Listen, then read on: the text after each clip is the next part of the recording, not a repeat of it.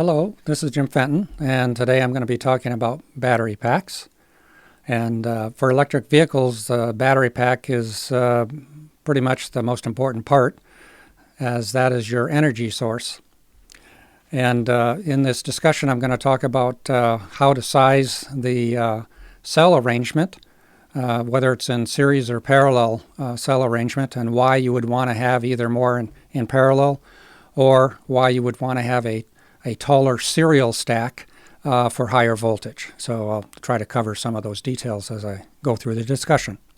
So within a battery pack, you are going to be given a limited space that you have to work in. And within that space, you can decide, based on the application for the pack and all of the components and everything that it has to drive, how many cells you're going to have in serial, which establishes the operating voltage, and how many cells you're going to have in parallel, which establishes the capacity of the battery pack. Every time you add another cell, which are the elements of the battery pack, you increase the capacity. You don't increase the voltage, you increase the capacity. Every time you add another cell, you're going to increase the operating voltage. In the case of lithium-ion cells, you're going to increase it by 4.2 volts.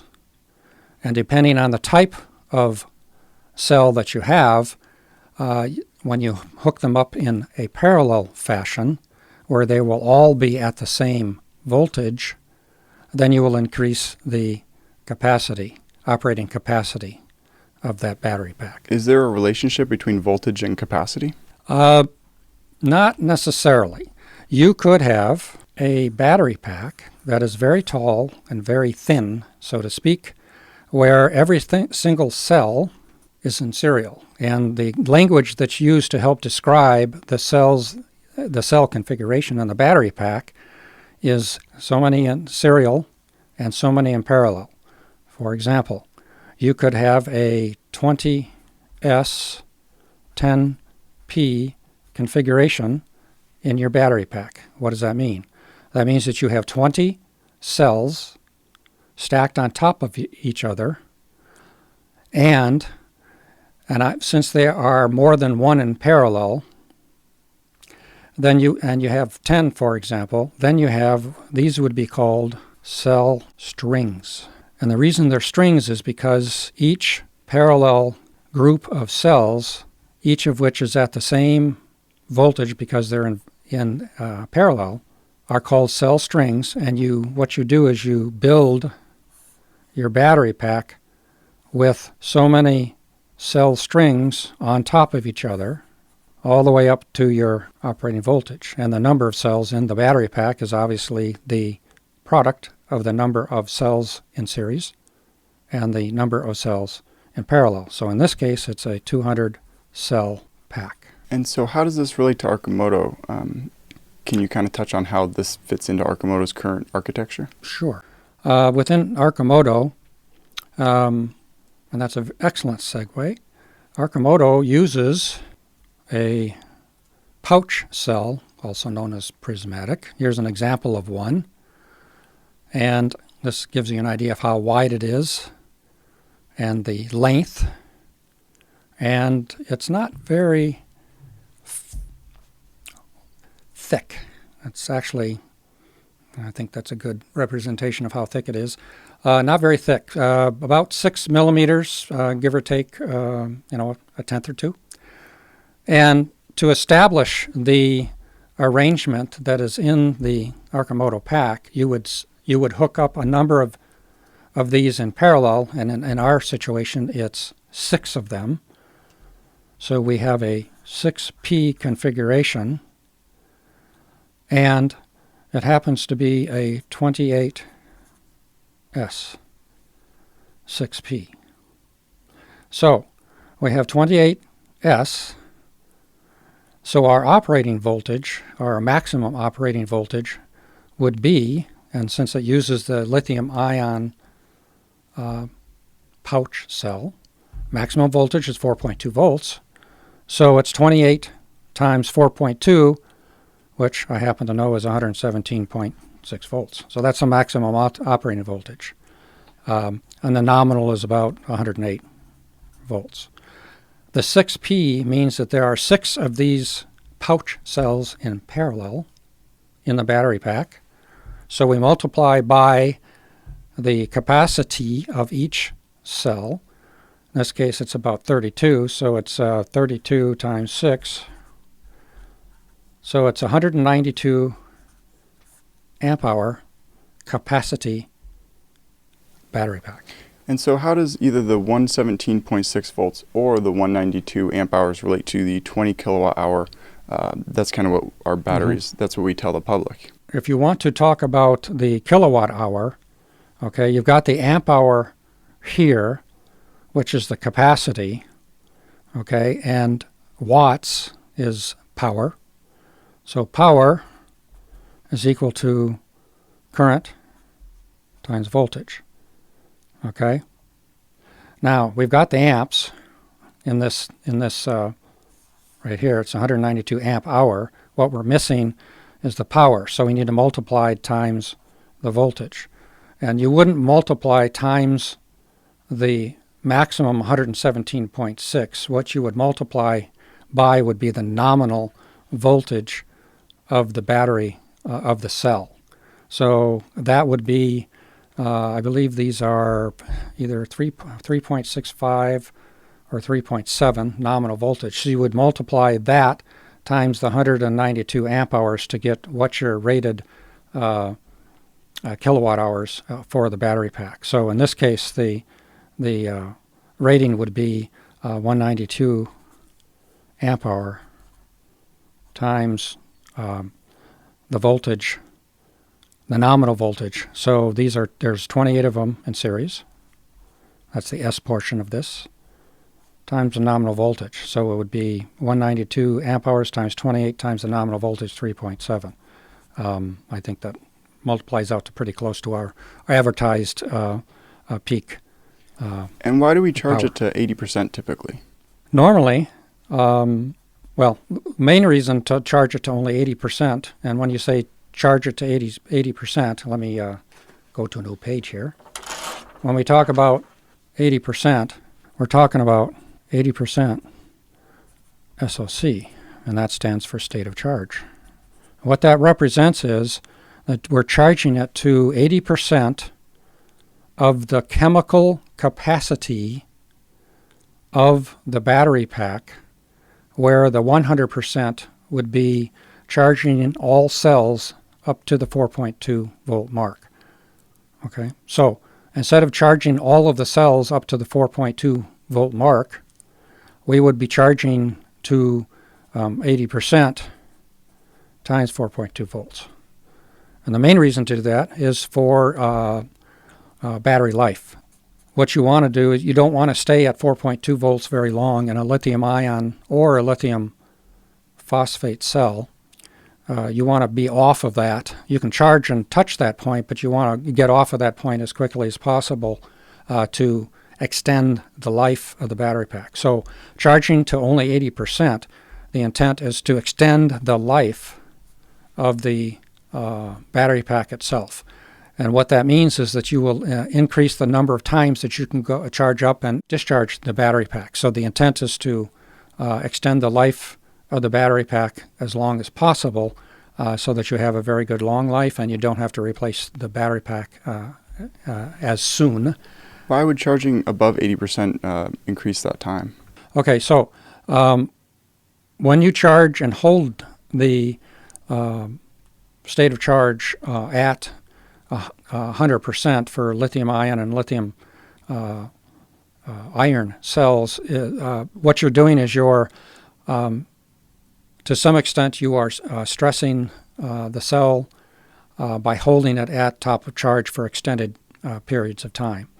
And when you do that, the ability for it to do a complete 100% depth of discharge, DOD, what you want to do is you want to reduce the number of times that you do a full 100% depth of discharge, again, to extend life, because at 100% state of charge, you are slightly stressing the cell and reducing its life the longer you hold it at 100% state of charge. What does stressing mean in that context?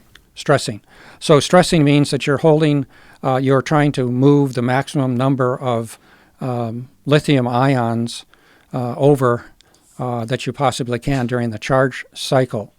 And when you do that, you set up more of a stress situation within the cell structure on the electrode itself.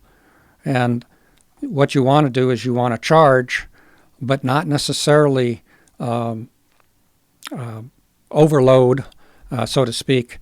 You want to have some margin when you're doing the charge so that you don't force the electrodes to always load up as much as possible on their lithium ions.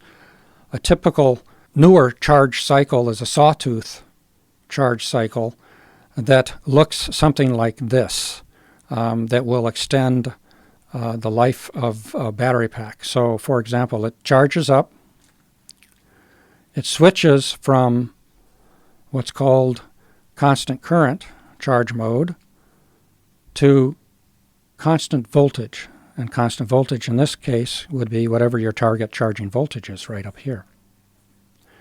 Once you reach that point, you will taper. And what that taper means is that you will maintain the same voltage, and you will switch to what's called constant voltage. This is called a CC/CV charge profile.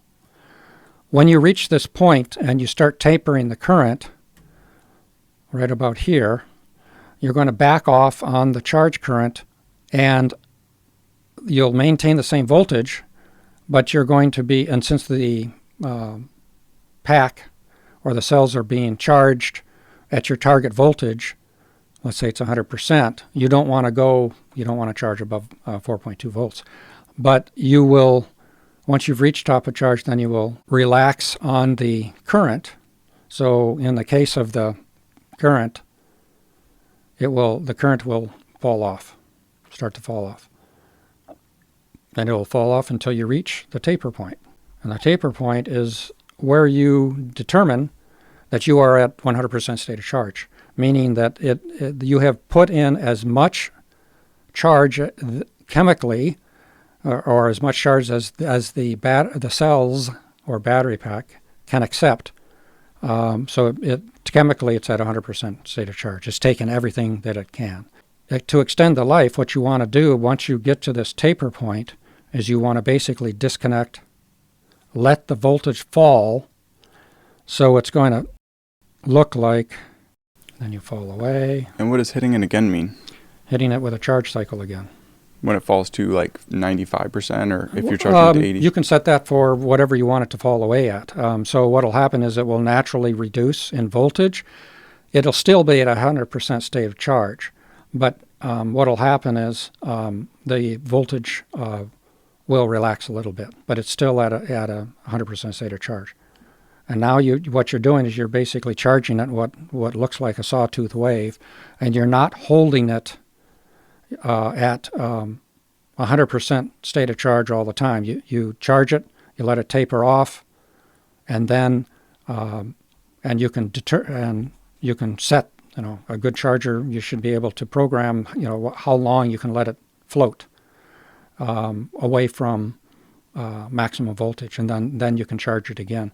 And by doing this is actually an optimal charging algorithm, such that you disconnect from the battery and let it float away, and whatever loads are on the system, quiescent loads that are on the system, will pull the voltage down a little bit, and let it set for an hour or two, let it relax, and then top it off again, and just keep going through that cycle. And this charge cycle is actually optimum for extending battery life.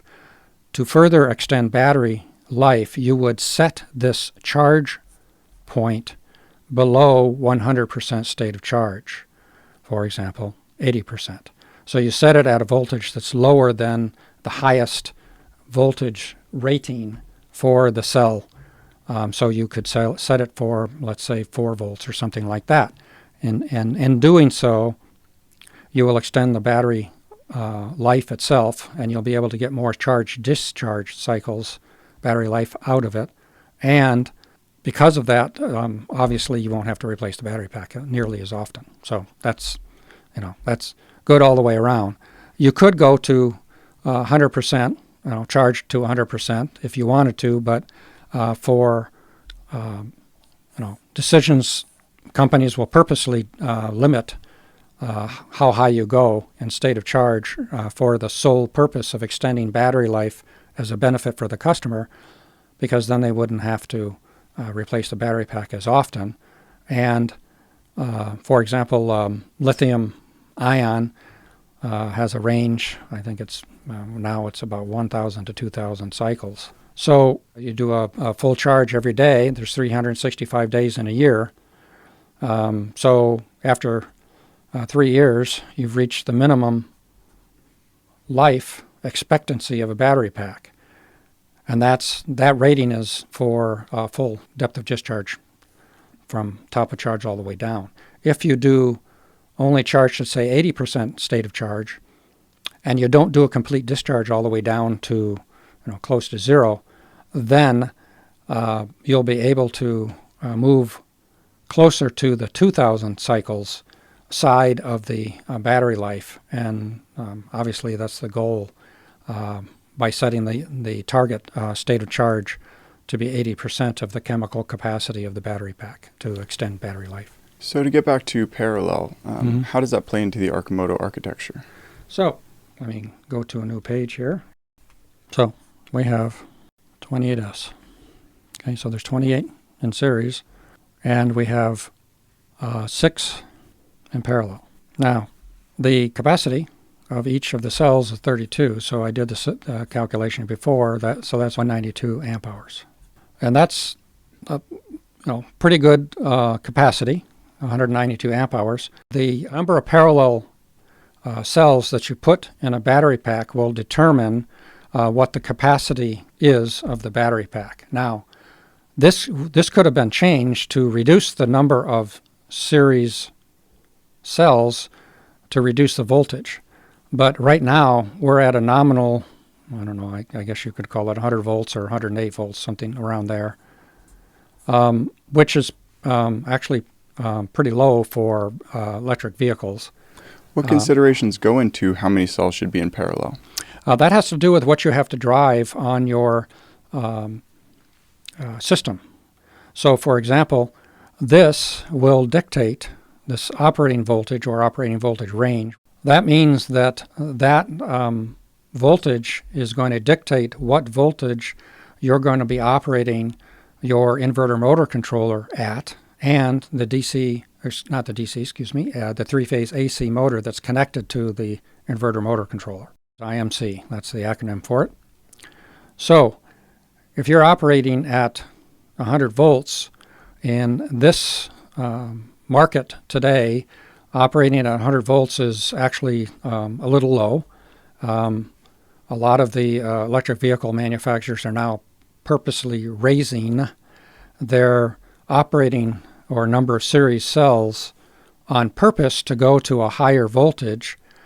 The main reason they're doing that is to reduce the losses in the system, but I'll get to that in a minute. So for Arcimoto, we're operating at about 100 volts nominal, and so we're going to have an inverter motor controller that's going to be operating at that DC range, and then it will convert to the three-phase AC inputs to drive the three-phase motor. And three-phase motors at 100 volts, they are available, but there are more three-phase motors available at the, I don't know if I'd call it the optimal range, but the more prevalent range for electric vehicle pack voltage is in the 300 to 400 range. There are a number of manufacturers of electric vehicles who are purposely raising this voltage up to 800 volts to I think one of the highest ones I think is 920. Lucid I think is up to 924 volts. And the reason they did this, the main reason they did this, was to help reduce the system losses due to power. So let's go back to the power equation. And the CEO of Lucid discussed this in very good detail in a couple of his videos. Power is equal to current times voltage, and then Ohm's law, V is equal to current times the resistance. So if you plug in for voltage, so you got power is equal to I squared R. What does that mean? Well, if you can reduce the current that's being operating in the system, since it's squared, you can significantly reduce the power loss. And what power loss means is heat in the wires, where you're not, providing all of that power to the inverter motor controller and to the three-phase motor itself. So the purpose of raising the operating voltage higher is to reduce the I squared R losses, the power losses in the system, so that you can extend range. So that's the main reason for increasing the operating voltage. Now, in order to do that, you've got your limited, square footage for your battery pack. So by going to a higher voltage, what that means is that they're going to be shrinking the number of cells that are in parallel. That's wonderful if you can get away with driving these cells harder, because you will be, because you've reduced the number of cells that are now in parallel. So what you have effectively done is reduced the capacity or the amp hours of that battery pack. And so you're kind of touching on how the intended use case plays into the serial and parallel configuration. That's correct. So in the case of Arcimoto, there's a conscious decision to keep the number of serial cells lower and the number of, well, in this case for the number in parallel, we didn't necessarily need to raise the number in series, because if you reduce the number in series, then the availability of three-phase AC motors going much lower becomes more limited for electric vehicle applications. So you don't want to go too low in your operating voltage, because now you're going to start sacrificing efficiency of the three-phase motor itself and the inverter motor controller. In fact, the higher you go in voltage, and the sweet spot actually is right here, is 300 to 400 volts for the inverter motor controller and the three-phase AC motors, because at these higher voltages, these motors are more efficient. And by more efficient, I'm talking at least 10% more efficient above three-phase motors that are operating at 100 volts. And that's significant if you want to increase your range. So going to this voltage does have its advantages in that you are going to operate at least the inverter motor controller and the three-phase motor portion of your system at a more efficient level to improve driving range. So you won't lose that much power in delivering, lose the power within the three-phase motor, and you'll be able to provide more torque to the wheels, which is exactly what you want to do in an electric vehicle. Your overall system, you want to have, optimally, which you'll never reach, is 100% efficiency in taking the chemical energy out of the battery pack and converting that to torque to the wheels. And along that path, what you want to do is optimize your system for optimum range, which means that you have to make trade-offs on how high you want to go as far as operating voltage, which corresponds to the number of cells in series, and how much capacity you're going to have in your battery pack. In the case of Arcimoto, there's 192 amp hours, which is a pretty good capacity. The ability for other manufacturers, as a comparison, let's say Lucid, they're going up to 924 volts. What that means is that they're going to be pulling a higher current out of a reduced number of cells that are in parallel. As a consequence of that, they're going to be pushing their cells harder, which means that their temperature is going to be rising faster when they are in a high power situation. For example, going onto the freeway on the entrance ramp. That is when you're maximizing the power on an electric vehicle, when you're accelerating to expressway speeds. That's when you're pulling the most power. As a consequence of that, that will mandate a water-cooled system, and which they have, and they have room in the vehicle to do so. If we, Arcimoto, were to raise this voltage and reduce the number of cells in parallel, then we would be more likely to have to add some kind of cooling system, because we would be pushing those parallel cells harder. We would be pulling more current out of them during accelerating situations and conditions. So, if you want to optimize your design so that you don't want to have a cooling system at all, air cool it, for example, or just pure convection, you want to increase the number of cells that you have in parallel. The trade-off with that is, how high in voltage do you need to go to drive the rest of your system for optimal efficiency? And when you get down this low in voltage, you will pay a price in the operating efficiency of your three-phase motor in this operating range. They are more efficient in the 300 to 400 voltage range. Based on the specifications I've reviewed in detail, it's about a 10% improvement going up to 300 to 400 volts in battery operating range. And seeing as we're about a half hour in, and maybe some other things could be saved for future episodes, would you have any closing thoughts to kind of wrap up what we've talked about today? I know I jumped around a lot, but there were a number of very good questions. So the bottom line from a systems perspective, a battery system perspective, is you have to design the battery pack for the number of cells that you have in series and the cells that you have in parallel to the intended application that you are providing for the customer.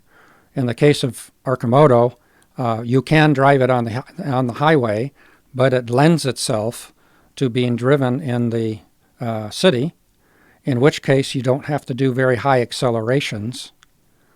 And having a battery pack that has 6 in parallel for these pouch cells and 28S appears to be an optimal trade-off for city applications.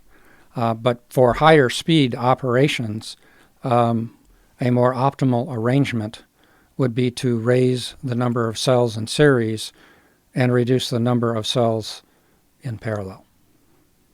Beautiful. Maybe next time you come on, you can explain the 2 cells that are sitting there, which I don't believe we got to today. So No, we'll have to but leave we can that. get to that. Perfect. We All can right. get to that. Thank you very much for coming on the show. Thank you. Appreciate it.